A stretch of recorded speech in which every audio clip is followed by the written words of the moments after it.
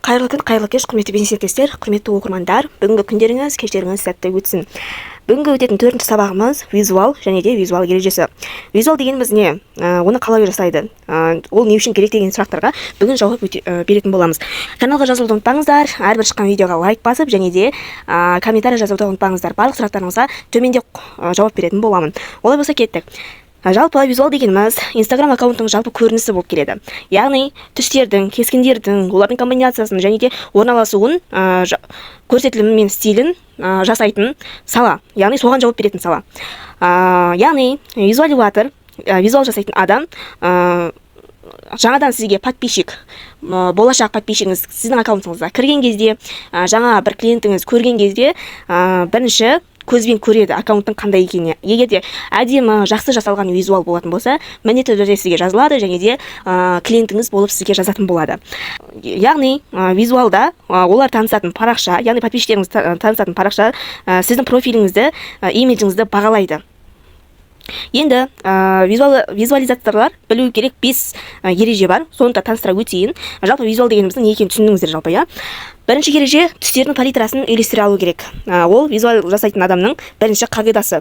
Екінші білу керек қағида логотиптің актуальный текст, фото, пост және де рилс болсын барлық парақшаның көрінісі мен сипаттамасына өзіне сай болуын қадағалау керек. Яғни қандай да бір компания болсын, қандай да бір жеке блог жүргізетін адам болсын, өзінің цветін таңдап сол бойынша жүргізіп отыру керек. Яғни бұл жерде бір цветті таңдаған кезде басқа цветтермен араласып уақыт өтпеуін қадағалау керек. Үшінші білу керек қағида парақша нишасын таба білу керек және де сол нишаға байланысты түстерді тауып байланыстыра білу керек. Яғни қандай да бір блог жүргізетін адам болсын, қандай да бір компания болсын, сол компанияның цветіне сай әрекет пен цветін сай жасай білу керек.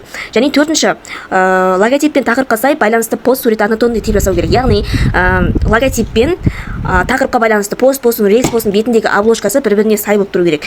Және бесінші білу керек нәрсе түрлі трендтерді, визуал техникаларын біліп саралау керек. Басқалардың ережесін салыстырып отыру керек және де анализ жасап отыру керек. Және де сол таңдаған визуалдан айнып кетпеуге тырысу керек. Және де Instagram парақшасының визуалын құру үшін бірнеше этаптарды ескеру керек. Еще раз.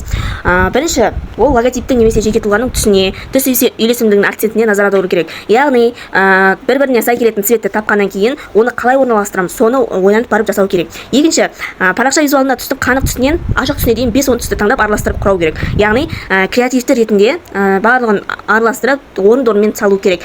Үшіншіден, визуалды құрудағы түс үйлесімдігін жоспарлау керек. Яғни, алдын ала жоспар құрып, алдын ала превью программасы арқылы салып, одан кейін барып Instagramға салуға болады. Енді визуал жасауға керекті программалар өткен жолы мен сіздерге өткізіп ал дегенмін. Pinterest, Canva, PicsArt.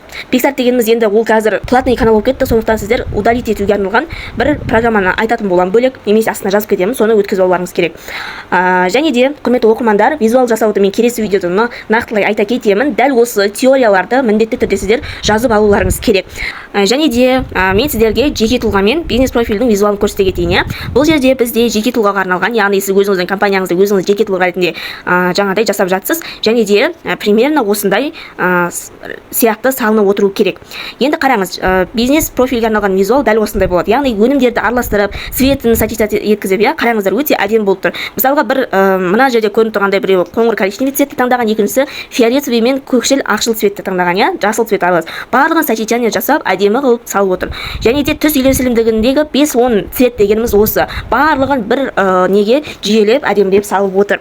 Дәл осындай визуалды жасамас бұрын, құрметті оқырмандар, сіздер парақшаларыңызды бизнес профильге өткізіп алуларыңыз керек. Ол үшін не істейміз? Мұқият қарап отырыңыздар.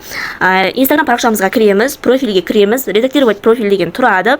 Және де астыңғы жағына қарай өтсеңіздер, переключиться на профессиональный аккаунт деген тұрады. Соны басатын боламыз. Астына қарай өткен кезде далее деген тұрады.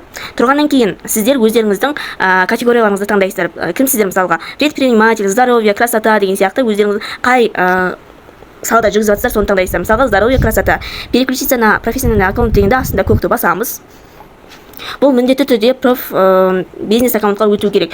Себебі өткеннен кейін сіз өзіңіздің статистикаңызды біліп отырасыз. Енді мына жерде сіздер автор дегенді таңдайсыздар және де далені басасыздар. Продолжить басамыз. Және де центр аккаунтов дегенде сіздер продолжить дегенді тағы да басасыздар. Разрешить и завершить перенос деген тұрады, соны басасыздар. Не сейчас-то басамыз. болды X басып шығып кететін боламыз жоғары жақта тұрған. Және де осы жерде бізде профессиональный панеліміз шығады. Яғни сіздер әр салған посттың статистикасын көріп отыруларыңызға болады. Кім көрді, кім көрмеді, және де кім бөлісті деген сияқты барлық ақпараттардың барлығы жазылып отыратын болады. Визуалға кіретін басты практикаларымыздың бірі осы.